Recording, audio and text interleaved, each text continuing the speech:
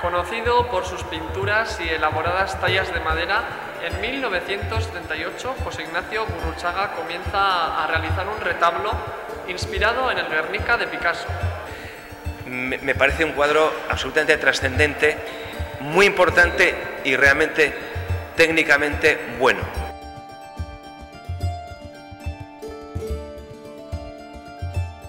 Lo que aparentemente son cuadros han sido calificados de retablos.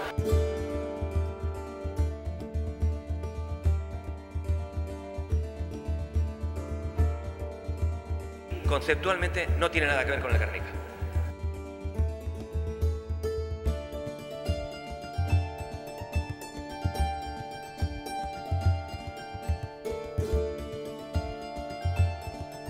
Simboliza el rechazo a la violencia.